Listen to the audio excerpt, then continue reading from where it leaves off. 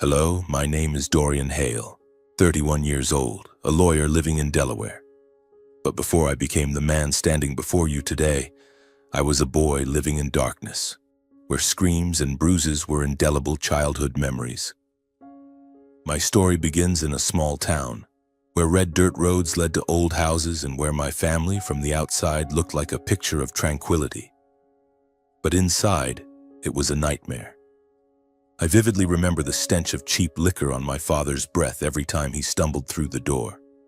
He was a tall, burly man with sinewy hands, always carrying an inexplicable rage. My mother, a gentle woman with sad eyes, often tried to keep the peace, but it was never enough. On nights when my father was drunk, our little house turned into a battlefield. The sound of shattering plates, my mother's cries, and my father's growls blended into a horrifying symphony I couldn't escape. I was only 6 when I first felt the force of my father's fist. It was a winter evening with snow blanketing the road outside. I accidentally spilled a glass of milk on the dinner table, a childish mistake. But for my father, it was an excuse to unleash his anger.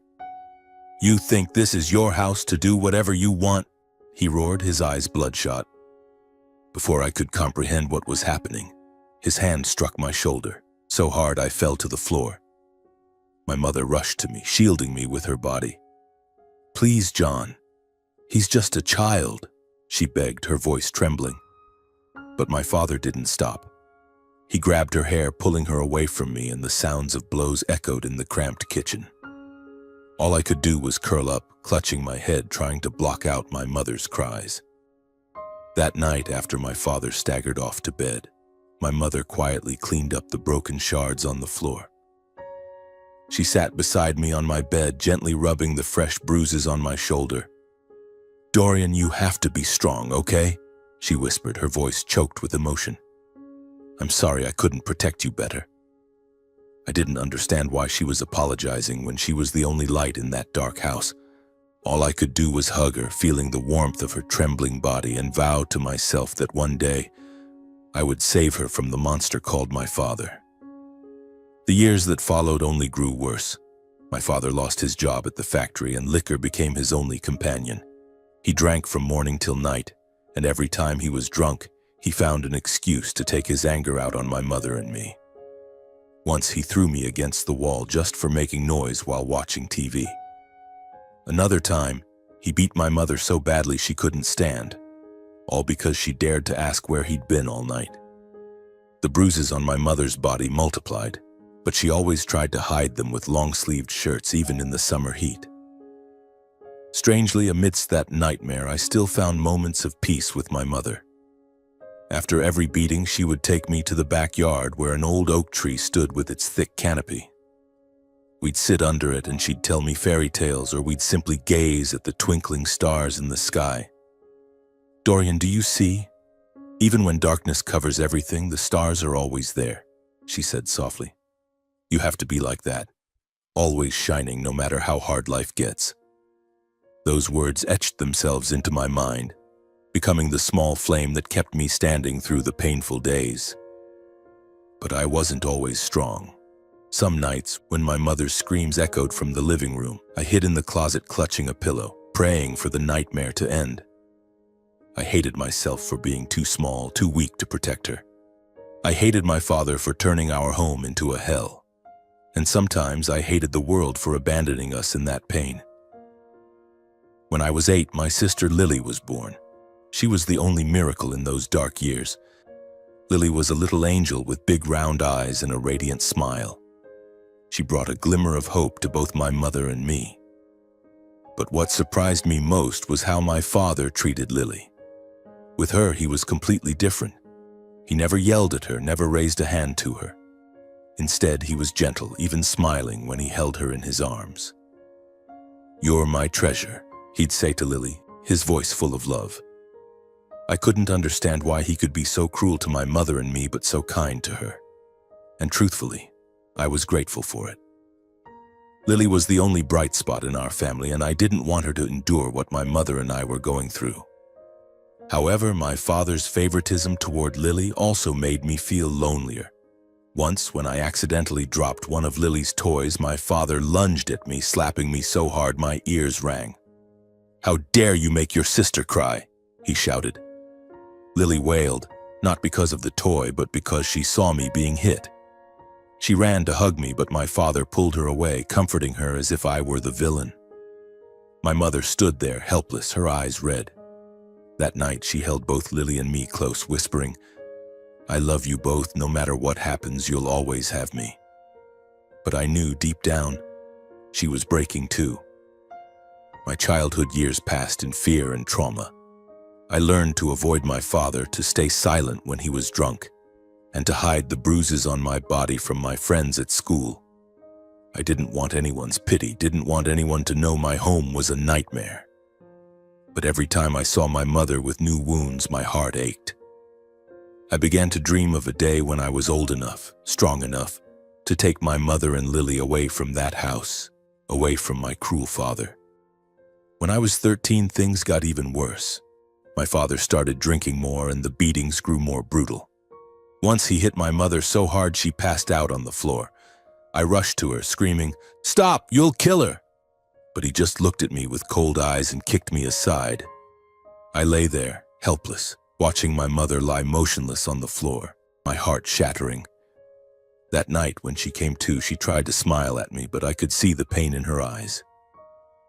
"Dorian, you have to survive for me, for Lily," she said weakly. I nodded, but inside I knew that if I didn't do something, one day I might lose her forever. I started making plans. I would grow up, earn lots of money, and take my mother and Lily away from here. I studied hard, even though every day at school was a battle to hide the wounds on my body and soul. I told myself that knowledge was the only way out of this hell. But deep down, I knew time wasn't on our side. My father was growing more unhinged, and with each passing day, I feared he would one day go too far. When I was 16, an age when I should have been worrying about math tests or a first date with a girl from school, I was instead living in constant fear, always wondering if today would be the day my mother could no longer endure. Our house had become like a ticking time bomb. The arguments between my father and mother grew more frequent, and they often revolved around another woman. I rarely saw my mother stand up to my father, but one time I heard her shout at him, "If you bring her here, I'll kill myself right in front of you." My father immediately yelled back, "You dare threaten me?" "You're nothing, Ellen," he roared, his voice hoarse from liquor. "You think you can hold me back? A useless woman like you?" His venomous words cut like sharp knives into the heart. I began to notice unsettling signs. My mother grew quieter. Her shoulders slumped as if carrying an invisible burden. Once I found her sitting alone in the kitchen, staring at the wall, clutching a cold cup of tea. "Mom, are you okay?" I asked, my voice trembling. She smiled, but the smile didn't reach her eyes. "I'm fine, Dorian, just look after Lily, okay?" she said, turning away as if to hide the pain in her heart. I knew she was trying to protect me, but I couldn't bear watching her destroy herself because of my father. I started secretly documenting what happened in our house. The times my father was drunk, the arguments, the new bruises on my mother's body. I wrote in an old notebook, hiding it under a floorboard in my bedroom. I didn't know why I did it. I just felt that one day those notes might help me do something to save her. But I was still just a 16-year-old kid, powerless against my father's strength and the cruelty of fate. Then the fateful day came on an October afternoon when the sky was gray and a light rain fell. I got home late from school because I'd stayed at the library to finish an essay. When I stepped into the house, I felt an eerie silence. No arguments, no sound from the TV, no Lily playing, no soft singing from my mother in the kitchen. Just my father sitting on the sofa, an empty bottle of liquor rolling on the floor. He looked up at me, his eyes cloudy. "Your mom."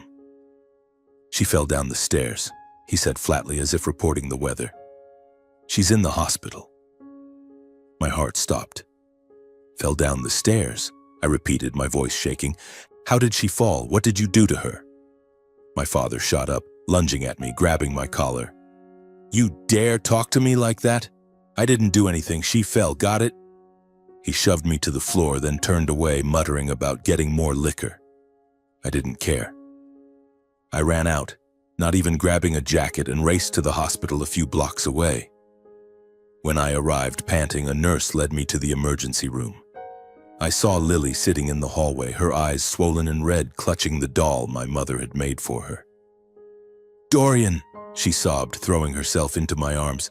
"Mom, she won't wake up." I held her tightly, fighting back tears, but inside a storm was raging. The nurse took me to my mother's room, and when I stepped inside, I knew my life would never be the same. My mother lay there on the hospital bed, her face pale, her eyes closed. The bruises on her arms and neck stood out under the fluorescent lights like undeniable accusations. The doctor, a middle-aged man with a somber voice, explained that my mother had suffered a severe head injury from falling down the stairs. "We did everything we could," he said, "but she didn't make it. I'm so sorry." I don't know how long I stood there, only that I held her hand, her skin cold, no longer offering the warmth that had once comforted me. I wanted to scream, to punch the walls, to run home and confront my father. But I couldn't see. Elise couldn't move. I just stood there, frozen, feeling the world crumble around me. Lily clung to me, sobbing, and all I could whisper was, "It'll be okay, Lily. I'll take care of you."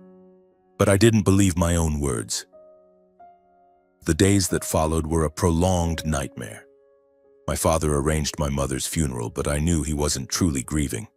He showed up in an old suit, reeking of alcohol, and said nothing to Lily or me. Neighbors came to offer condolences, whispering about the tragic accident, but I saw the doubt in their eyes. They knew. They knew my father wasn't innocent, but no one dared speak up. I wanted to scream to the world that my mother didn't just fall, that my father was involved, that he had pushed her to her death. But I had no proof. My notebook, filled with fragmented notes, wasn't enough to convict him.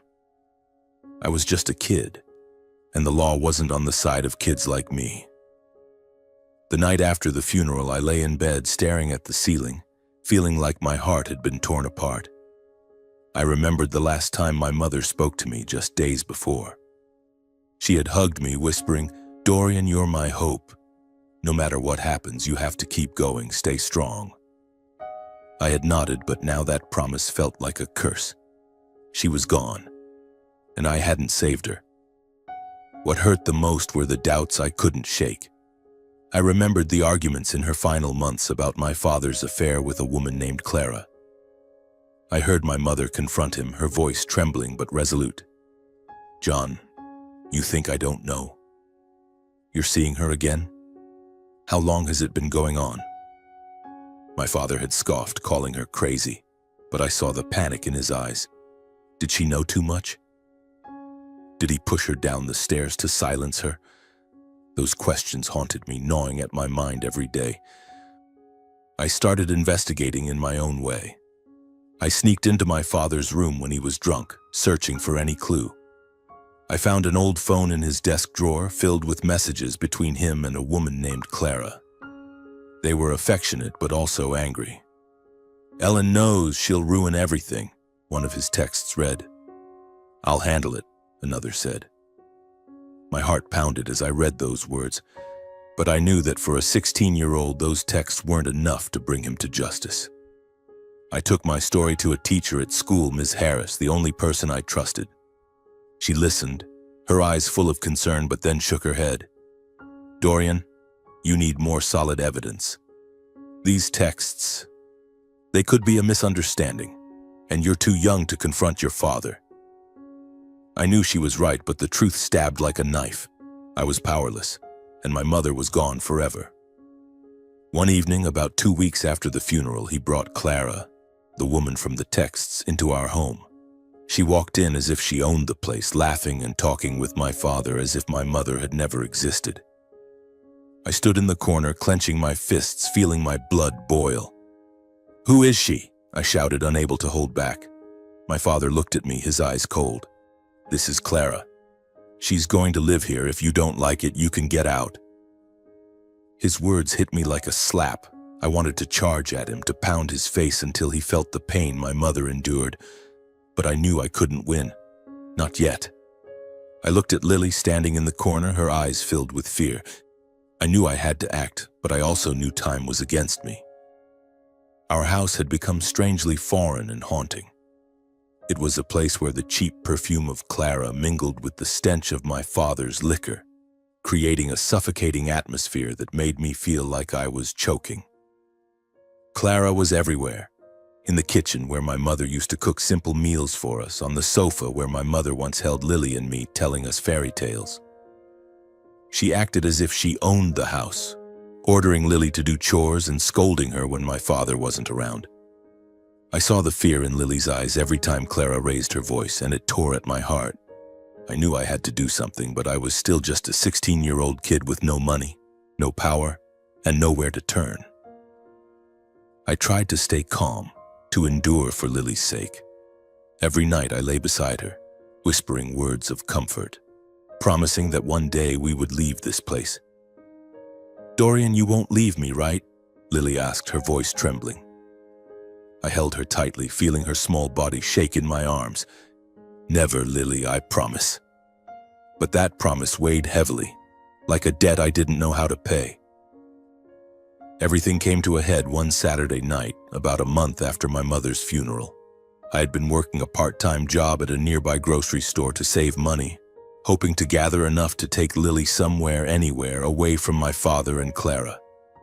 When I got home, it was dark, and I found Clara yelling at Lily in the living room.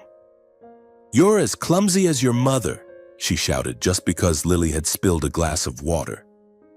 Lily stood there cowering, tears streaming down her cheeks.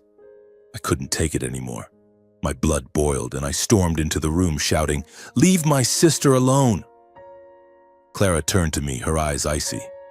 "Oh, the brave little boy, huh? Who do you think you are, talking to me like that?" She stepped toward me, raising her hand to slap me, but I grabbed her wrist. "Don't touch me or my sister," I growled, trying to stay calm despite my pounding heart. My father came home at that moment, a bottle of liquor in hand, his eyes bloodshot. "What the hell is going on?" he roared. Clara ran to him, pointing at me, her eyes gleaming with cunning. "Your son dared to disrespect me. He thinks he's the boss of this house." My father glared at me, his eyes blazing with anger. "You dared touch Clara?" he bellowed, advancing toward me. I stood my ground, though my legs trembled. "I didn't touch her. I was protecting my sister. She has no right to yell at Lily." That was the final straw. My father lunged at me, grabbing my collar and dragging me to the front door. "You want to play the hero? You want to defy me? Fine," he yelled, his breath reeking of alcohol. He flung open the door and shoved me onto the steps. "This isn't your home anymore. Get out." The door slammed shut behind me, the sound of the lock clicking like a death sentence. I sat there on the cold steps, rain beginning to drizzle. I had nothing, no money, no food, no water. Just a backpack with my grocery store uniform. I stared at the closed door, hearing Lily's cries from inside, and my heart shattered. I wanted to pound on the door, to barge in and take Lily away right then and there, but I knew I couldn't. My father was big, violent, and I had no chance against him in a physical fight. All I could do was stand up, wipe my tears, and tell myself I'd come back for Lily. I wandered the streets, not knowing where to go. That night was freezing, and I found a secluded corner in a park to take shelter. I sat huddled, clutching my backpack, trying not to let fear consume me. I thought of my mother, of the time she held me under the oak tree, telling me to be strong. "Mom, what do I do now?" I whispered into the darkness, but only the wind answered. The next morning, I went to the house of Tommy, my best friend from school. I stood at his door, hesitant, but I had no other choice. When Tommy opened the door and saw me, clothes soaked, eyes red, he pulled me inside without a word. Tommy's mother, Linda, was a kind woman. She gave me a hot breakfast and sat me down to talk. I told her everything about my mother, my father, Clara, and how I'd been kicked out. Linda hugged me, and I, a 16-year-old boy, cried like a child in her arms. Linda let me stay for a few days, but I knew I couldn't stay forever. I didn't want to be a burden, and I worried my father might come looking for trouble. I thought of my Aunt Sarah, my mother's younger sister, who lived in a city a few hours away. Sarah and my mother had been close, but after my mother married my father, Sarah distanced herself, unable to stand his behavior. She and her husband had attended my mother's funeral, and Sarah had cried a lot but also offered me encouragement. I decided to call her. "Dorian?" Sarah's voice came through the phone, filled with surprise and worry. I told her everything, my voice choking. "Aunt Sarah, I don't know where to go. Lily's still there with Dad and that woman. I need help." She didn't hesitate. "Come here right now, I'll take you in. We'll figure out how to save Lily." Her words were like a light in the darkness, and for the first time in days I felt hope. Linda took me to the bus station, pressing some money and a bag of food into my hands. "Dorian, you're a strong boy," she said, her eyes misty. "Take care of yourself and don't give up on your sister." I nodded, hugged her one last time, and boarded the bus. As it pulled away from the town, I looked out the window, feeling like I was leaving a part of myself behind. But I knew I had to go. For Lily, for my mother, and for myself. The journey to Sarah's wasn't long, but to me it felt endless. I sat on the bus, clutching my backpack, thinking about everything that had happened. I wondered if I could go back and save Lily. I wondered if my father would hurt her the way he did my mother. Those thoughts drove me crazy, but I told myself to stay calm. Sarah would help me. We'd find a way. When I arrived, Sarah was waiting at the bus station, her eyes red but her smile warm. She hugged me tightly, and I felt the warmth I'd lost since my mother's death. "Dorian, you've been through so much," she said, her voice trembling. "From now on, I'll take care of you." She took me to her home, a small but cozy apartment in the suburbs. Her husband, Robert, was a tall man, a former football player with a gentle heart. He patted my shoulder and said, "Welcome to the family, kid." Those first days at Sarah's, I was like a ghost. I ate, slept, and went to school, but my mind was always on Lily. I called Tommy, asking him to keep an eye on her. He reported that Lily was still going to school, but she seemed sad and quieter. I knew I had to act fast, but I needed time to stabilize. Sarah and Robert helped me immensely. Sarah enrolled me in a new school, bought me clothes and books. Robert taught me some basic self-defense moves, saying, "A man needs to know how to protect the ones he loves." I nodded, but I knew physical strength alone wasn't enough. I needed something stronger: knowledge, a plan, and time. I started rebuilding my life, but every night I dreamed of my mother. In my dreams, she stood under the oak tree, smiling at me. "Dorian, you have to save Lily," she said. I woke up drenched in sweat and told myself I wouldn't fail. I would go back and I would get Lily out of that hell. Living with Aunt Sarah and Uncle Robert was a significant change.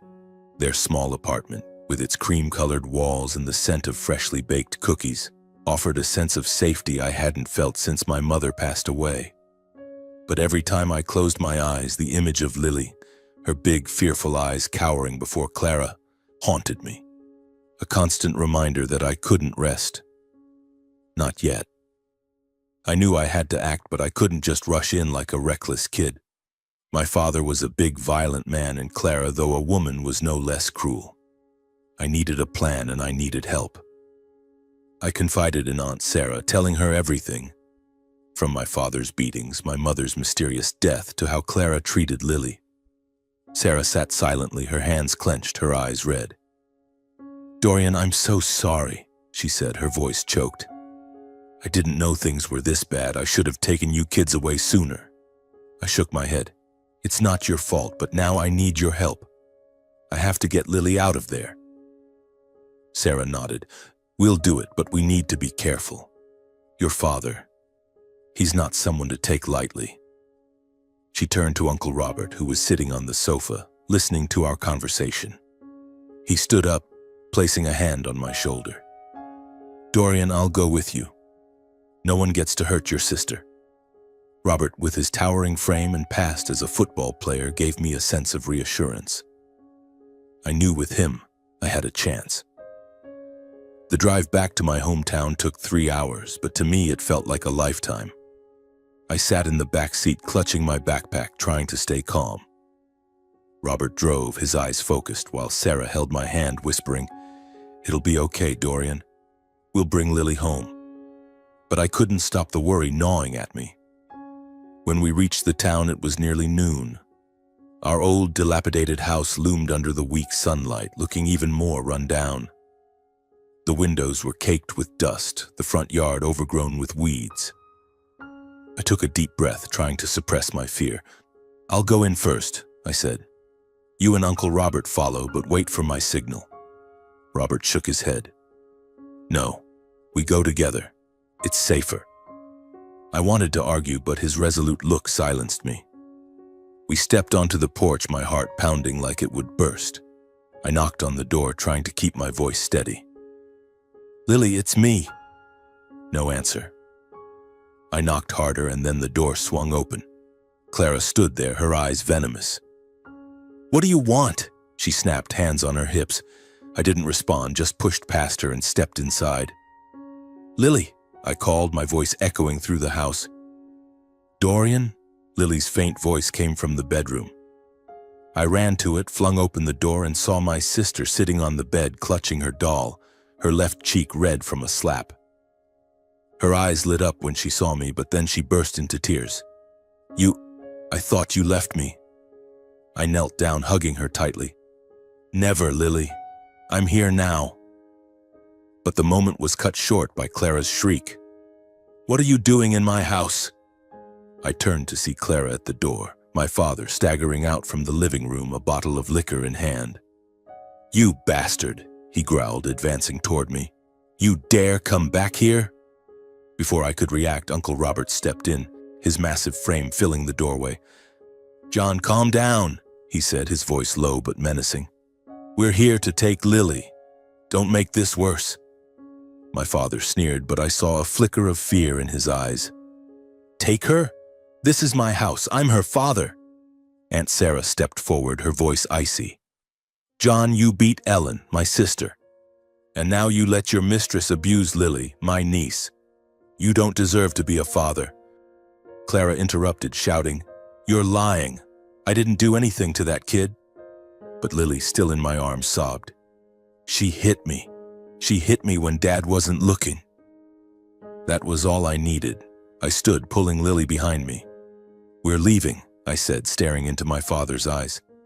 "And if you try to stop us, Uncle Robert won't go easy on you."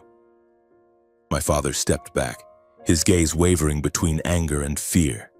Robert took a step forward, and I saw my father falter. Clara screamed something, but Sarah grabbed her arm, pulling her outside. "Shut up, Clara. You have no right to be here." We left the house, Lily clinging to my hand, her doll dangling in the other. My father stood at the door, not following. Maybe he knew he couldn't win. As we got into the car, Lily hugged me, sobbing. I was scared. "I thought you wouldn't come back." I kissed her hair, tears streaming down my cheeks. "I'm sorry, Lily. I'll never leave you again." On the drive back, Lily fell asleep in my arms, her small face finally at peace. Sarah turned around, smiling at me through the rearview mirror. "You did well, Dorian." But I didn't feel like I did. I had left Lily there too long, and every day she stayed was a day I failed. But now, she was safe, and that was what mattered most. When we got to Sarah's, Lily was bathed and given a hot dinner. She smiled for the first time in months, and I felt a flicker of hope in my heart. But I knew this journey wasn't over. My father, Clara, and the shadows of the past were still out there. I needed to become stronger, not just for myself, but for Lily, for my mother, and for the justice I swore to pursue. The first few days after bringing Lily back, I lived in a strange state, both relieved and restless. Watching Lily play in Aunt Sarah's backyard, softly singing to the doll our mother had made, I knew I had done the right thing. But every time she hugged me, whispering, "Thank you, Dorian," my heart ached. I had left her in that house too long, letting her endure wounds I should have prevented. I vowed that from now on no one would hurt my sister again. To do that, I needed something stronger than fists or courage. I needed knowledge. I needed the law. The idea of studying law came to me naturally, as if it had always been there, waiting for me to recognize it. My mother had lived her entire life in silence, enduring my father's abuse because she had no way out. She had no money, no protector, no one to stand up for her. I didn't want anyone else to suffer like she did. I wanted to become the person my mother needed when she was alive, someone who could use the law to protect the vulnerable, those trapped in toxic relationships like my family. I shared my intentions with Aunt Sarah one evening as we sat at the kitchen table sipping hot tea. "Aunt Sarah, I want to study law," I said, my voice slightly trembling. "I want to become a lawyer to help people like Mom, like Lily." She looked at me, her eyes shining with pride. "Dorian, it's a tough path, but I believe you can do it. You have your mother's heart, strong and never giving up." She took my hand, and I felt the support I had lacked throughout my childhood. Uncle Robert, who was reading the newspaper in the living room, looked up. "A lawyer, huh? That's good, kid, but you'll need to study hard. The law isn't a game." He smiled, but I saw the seriousness in his eyes. "I have a friend who's a lawyer downtown. If you want, I can arrange for you to meet him, see what the profession's like." I nodded immediately, my heart pounding with excitement. It was the first step, and I was ready. In the days that followed, I threw myself into my studies with a determination I had never had before. My new school, though not prestigious, had dedicated teachers. Ms. Miller, my literature teacher, noticed the change in me. "Dorian, you're really focused," she said after class one day when I turned in an essay early. "What's inspiring you?" I told her about my dream of becoming a lawyer, though I kept it brief because I was still shy about sharing. She smiled. "You have a clear goal, and that's what matters. If you need help, just let me know." From then on, Ms. Miller became my mentor, introducing me to books about law and helping me improve my writing skills. In my senior year of high school, I earned excellent grades, enough to apply to a university with a pre-law program. Aunt Sarah and Uncle Robert were so proud they threw a small party to celebrate. Lily, now 9 years old, gave me a drawing she had made of me standing under the oak tree holding a book with our mother smiling beside me. "You'll do it, Dorian," she said, her eyes sparkling. I hugged her, tears streaming down my face. "Thank you, Lily. I'll do it for you and Mom." I received a scholarship to a university a few hours from Sarah's house. On the day I left, I hugged Lily tightly, promising to call every day.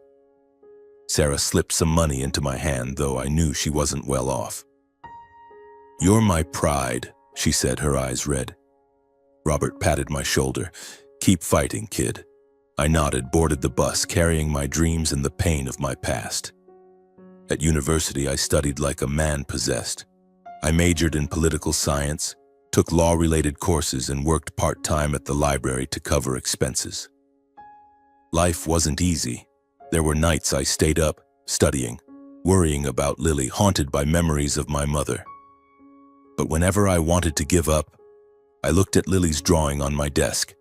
The image of my mother under the oak tree reminded me I couldn't stop.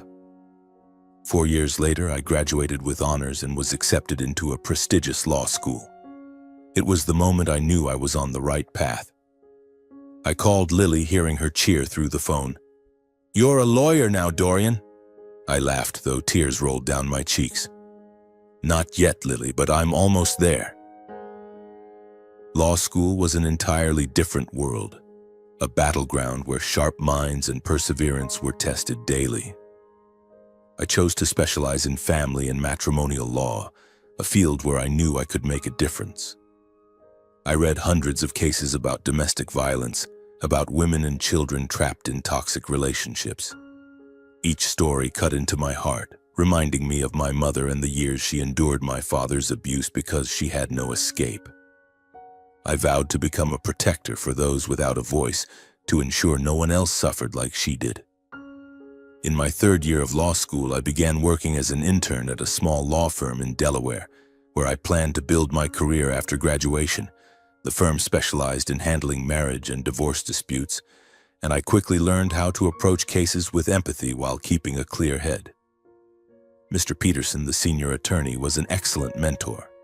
He saw the fire in me and often assigned me challenging tasks, from legal research to assisting with trial preparations. "You've got potential, Dorian," he said, "but don't let emotions take over. The law isn't always fair, but you can make it fairer." One March morning, as I sat in the office reviewing a case file, the secretary knocked on the door. "Dorian, Mr. Peterson wants to see you. There's a new case and he thinks you should take a look." I nodded, grabbed my notebook, and walked into Peterson's office. He sat behind his desk, his face serious. "Dorian, this is a domestic violence case. Our client is a woman named Clara Thompson. She wants a divorce and an emergency protective order against her husband, who's been abusing her repeatedly." I nodded, jotting down the details, but my heart stopped when Peterson slid the file across the desk. The defendant's name hit me like a punch. John Hale, my father. I felt the blood drain from my face, my hands trembling so much I dropped my pen. Peterson frowned. "You okay, Dorian?" I took a deep breath, trying to keep my voice steady. I'm fine, sir. It's just, I know this man."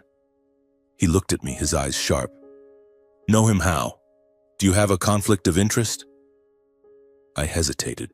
Part of me wanted to refuse the case immediately, to run from the past weighing on my shoulders. But then I thought of my mother, the years she suffered under my father, her mysterious death. I thought of Clara, once my enemy, now a victim of the same man who destroyed my family. If I refused, who would help her? Who would hold my father accountable? I looked Peterson in the eye. "I know him, but I can handle it. I want to take this case." Peterson nodded, though his eyes remained skeptical. "All right. But if you feel overwhelmed, tell me. This isn't an easy case, and I need you focused." I nodded, took the file, and left his office. Sitting at my desk, I opened the file, each word like a knife reopening old wounds. Clara accused my father of beating her, threatening to kill her if she left. She provided photos of bruises on her body, threatening texts from him, and even a medical report from her worst beating. I looked at those bruises and I saw my mother. I saw the wounds she tried to hide, the nights she cried in the kitchen when she thought I couldn't hear. I decided to meet Clara to understand more. The meeting was arranged at the office with Peterson present to supervise. When Clara walked in, I barely recognized her. The once arrogant, cruel woman from my memories was now gaunt, her eyes hollow with fear. She looked at me, shock flickering in her gaze. "Dorian?" she whispered, her voice trembling. Is it really you?" I nodded, keeping my tone professional. "I'm the legal intern assisting with your case. Tell me everything." Clara sat down, her hands shaking as she clutched a glass of water. She recounted how my father had changed after Lily and I left. He drank more, became more violent. "At first he just yelled at me," she said, staring at the floor. "But then he started hitting me. Every time I tried to leave, he threatened to kill me. I didn't know what to do. I listened, but a storm raged inside me. I remembered Clara yelling at Lily, her sneer when my father kicked me out. But now, seeing her, a terrified woman trapped, I couldn't help but feel empathy.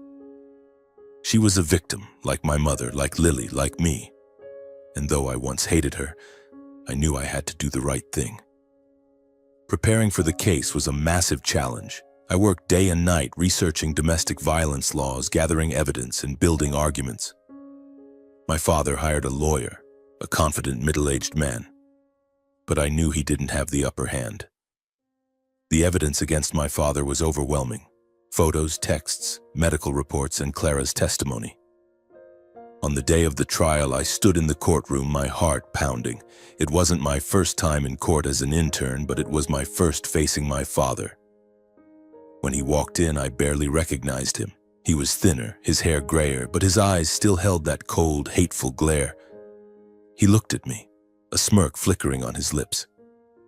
"You bastard," he muttered, loud enough for me to hear. I clenched my fists, forcing myself to stay calm. I couldn't let him provoke me, not today. The trial began and Clara took the witness stand. She told her story, her voice trembling but resolute. She described the beatings, the fearful nights, the threats. I saw the jury listening, some shaking their heads in horror. But when my father's lawyer cross-examined, he tried to discredit Clara, calling her untrustworthy, and even suggesting she inflicted the injuries herself to frame my father. I wanted to stand and shout at him, but Peterson placed a hand on my shoulder, whispering, "Stay calm, Dorian. We have the evidence." When it was my turn to present part of the argument, I stood facing the jury. I spoke about domestic violence, how it destroys not just the body but the soul of its victims. I presented the evidence, photos, texts, medical reports, and emphasized that my father was a danger not only to Clara but to anyone near him. I didn't mention my mother Lily or myself, but every word carried the weight of my past. When I sat down, Peterson nodded, his eyes filled with pride. My father took the stand, putting on a perfect performance. He cried, claiming he loved Clara, that he never meant to hurt her. "I'm just an ordinary man with mistakes," he said, his voice choked. I gripped my hands under the table, feeling my blood boil. He was lying, and I knew it. But I also knew the jury might be swayed by his crocodile tears. The trial lasted 2 days, each minute a test of my nerves. The night before the verdict, I didn't sleep. I sat in my small apartment, staring at Lily's drawing, whispering to my mother, "Mom, I'm trying. I'm trying to do the right thing." I didn't know if she heard me, but I felt a strange peace, as if she was there, cheering me on. On verdict day, the judge read the decision. My father was convicted of domestic violence, sentenced to 6 months in prison, and ordered to attend a rehabilitation program. Clara was granted a protective order, and her divorce request was approved. As the verdict was read, I saw my father bow his head, but his eyes still burned with hatred when he looked at me. Clara turned to me, tears streaming down her face. "Thank you, Dorian," she said, her voice choked. I nodded, saying nothing. I didn't do this for her. I didn't do this for her. I did it for my mother, for Lily, for everyone who suffered like we did. Leaving the courtroom, I felt a weight lift from my shoulders, but also an indescribable sadness. I had held my father accountable, but I didn't feel victorious. I only saw a man who destroyed his family now facing the consequences. I called Lily, telling her everything. "You did it, Dorian," she said, her voice full of pride. "Mom would be so proud of you." I smiled, though tears rolled down my cheeks. "I hope so, Lily." That autumn, golden leaves blanketed the streets of Delaware. I stood outside the prison gate, hands deep in my coat pockets, my breath forming white clouds in the chilly air. I was here to face my father, partly because I wanted to know how he was faring in prison. I passed through the heavy iron gate. A guard led me to the visitation room, a drab gray space with rows of metal tables and worn plastic chairs. I sat down, staring through the thick glass, waiting. When my father appeared, he was much thinner than at the trial, his hair almost entirely gray, his face etched with deep, haggard lines. His eyes, once cold and terrifying, were now empty, as if life had drained everything from him. He picked up the receiver, looking at me through the glass, silent. "Dorian," he finally said, his voice hoarse. "You here to laugh in my face?" I shook my head, trying to keep my voice steady. "No, Dad, I came because I want to understand. Why did you do those things? To Mom, to me, to Clara?" I didn't expect an honest answer, but I needed to ask, to know if there was any shred of humanity left in him. He gave a lifeless smirk. "You think I'm a monster, don't you? Maybe I am. But life hasn't been easy, Dorian. I tried, but I failed. The booze, it made me lose control." He paused, looking down at his hands, his thin fingers trembling. "I don't expect you to forgive me. I don't deserve it." I looked at him, and for the first time in my life, I felt neither fear nor hatred. I saw only a broken man who had destroyed his own life and dragged his family down with him. "I'm not forgiving you," I said evenly. "Not because I don't want to, but because I can't forget what you did to my mother, to Lily, to me. But I hope you'll find a way to make amends even if it's just for yourself." My father said nothing, just nodded, his gaze distant. I stood, placed the receiver down, and left the room. As I stepped outside, I felt the final weight lift from my shoulders. I didn't need his forgiveness or his admission of guilt. I had faced him not to find answers, but to close a painful chapter of my life. Back at the office, I continued my work, representing women and children seeking escape from violence. Each case was a challenge, but also an opportunity to fulfill my promise to my mother, to protect those without a voice. Reflecting on my journey, I realized life had taught me harsh but invaluable lessons. I learned that strength isn't just in fists or anger, but in perseverance, in rising after every fall. I learned that justice isn't always easily achieved, but it's worth fighting for. And above all, I learned that love, the love of my mother, Lily, Aunt Sarah, and Uncle Robert, was the flame that kept me alive through the darkest days. If I could leave advice for anyone reading this story, it would be, don't let pain define you. Use it as fuel to change, not just for yourself, but for those around you. If you're trapped in darkness, find a spark, no matter how small, and hold on to it. It could be a loved one, a dream, or simply the belief that you deserve a better life. And if you have the chance to help someone, do it. A small act can change an entire life. I don't know what the future holds, but I know I'll keep fighting. For my mother, for Lily, for the people I've never met but who need me. Under the oak tree in my mind, my mother still smiles, and I know she's proud. I won't stop, ever.